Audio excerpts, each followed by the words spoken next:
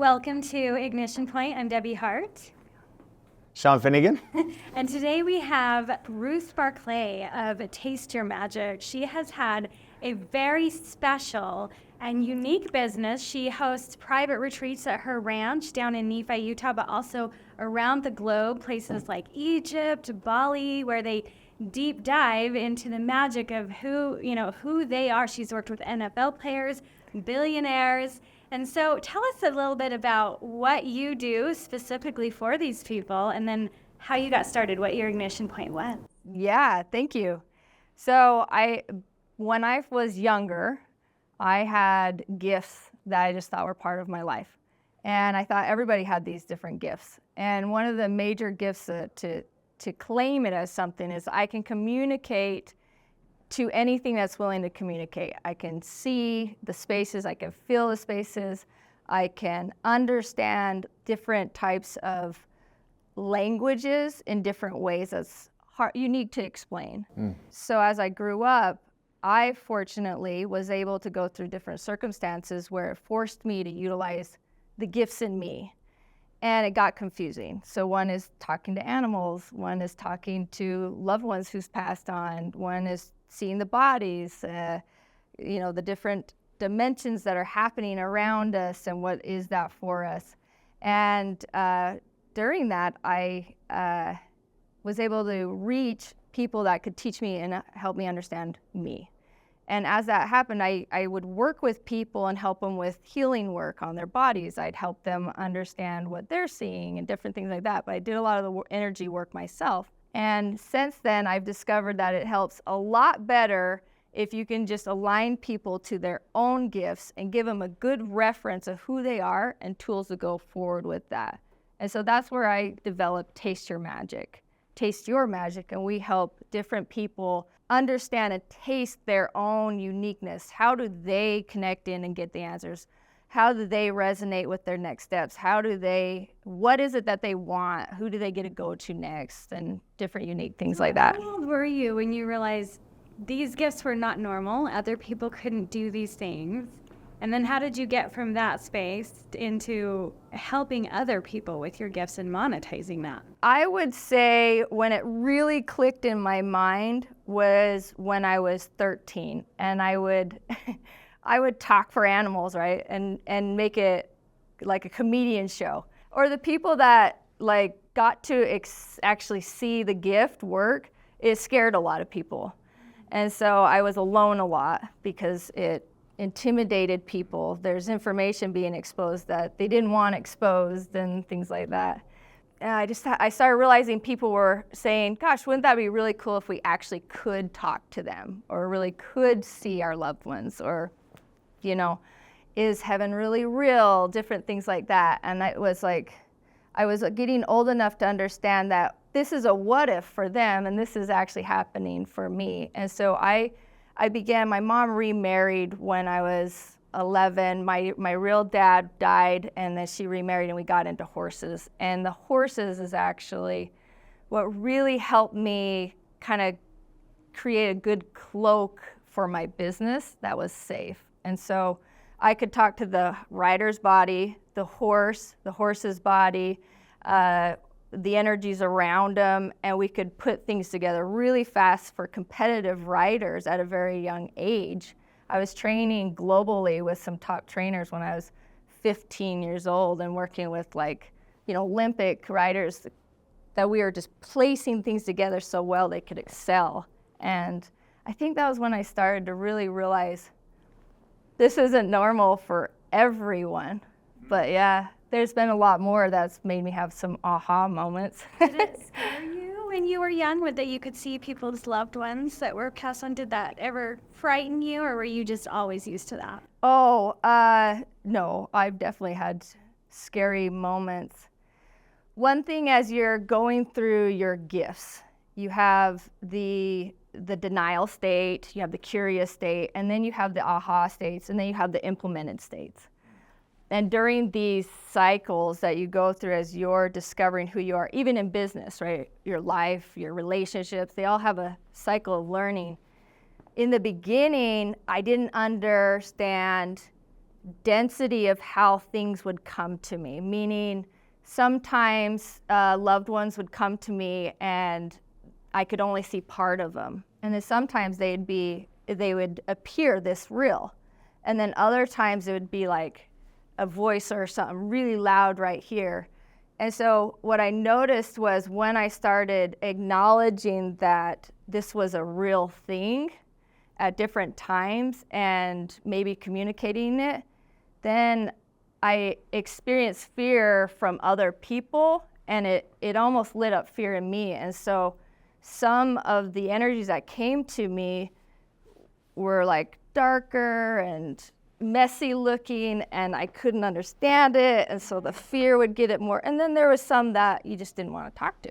You didn't want them there, so. You've learned how to kind of close off the experiences that you don't want to have. And Yeah. how do you use these gifts to help billionaires and NFL football? Yeah, maybe tell us about an example of someone that you've helped. Maybe they had an energy block and you helped them get through something. Yeah, well, you guys might know Jeff Hoffman with Priceline.com, and you guys can look him up, but he came to an event we were holding for pro athletes who are looking for developments after they came off of their pro track, right? And investments that way. And I was invited to come in. We do healing work with animals also. And one of the animals we use is horses, and one of them are snakes. And we've been on doctor shows with those, real-time testing. But they asked me to bring my snakes and kind of set the whole room so they can connect through and get the appropriate investments. And so Jeff and his girlfriend, Jennifer at the time, pulled up and we did some work. And the snakes, I had 2 snakes, big ones, 9 foot was one's 5 foot. And what they were doing is they were going to, the snakes can sense the different areas, and there's a lot that goes on, but I was hearing the heart, which matched. We're all going to set everybody up aligned with their heart so the asking can be good. Well, the snakes came through, and they literally went through his shirt, shoulder, arm, and around, and out the other way. And the other one went around her, and they pulled them together. Whoa. And so we got pictures and videos of it. Wow. It's so funny, and everybody's like, oh my gosh. And I was explaining that they're working on how to connect the energy of what you're wanting through heart space. And we worked on his heart a little bit and moved some energy, which it then clears out in the room also with similar resonance. And then, he's been through a few things after that, but it worked out really good. So we had a lot of game players coming up, Holden working with the snakes afterwards. So if you want that, make sure you get that done. I think you have Debbie wants to do that. I have a question that I know people probably ask you all the time. How do you answer, is it moral and ethical to use the spiritual gifts to help people make money? That one has been consistently something that I've danced through my whole life. Yeah. Because the moment they realize it's a spiritual gift and we're working with who they are and their spiritual side of this, then especially if you're working with any indigenous work, this is crazy. So what my answer is, of course, and that's part of what I do is built inside of you to make your life better. And when your life is better and working in these different areas, your relationships, your business, your income, your whatever your desire, your health, then that actually helps a ripple through so much more than you, if you can utilize what it is. Your gifts are here to help you to have a beautiful, sustaining life, period. Whatever that looks like, And so that's where we dive into the different parts that are actually ready, whatever that is, and how are you already using it, and now how do we develop it into expanding bigger so it's sustainable, so it's healthy, so it brings in the joys you're wanting, the experiences that you can experience. I really agree with you. I think it's no different. Everyone comes with gifts, Yeah. things they're naturally better at. And so if someone's naturally better at art or football or reading energies, how is that any different? Yeah. But they also have blocks. Oh, definitely. in these areas, and you help remove those blocks, and it helps them be successful. Exactly.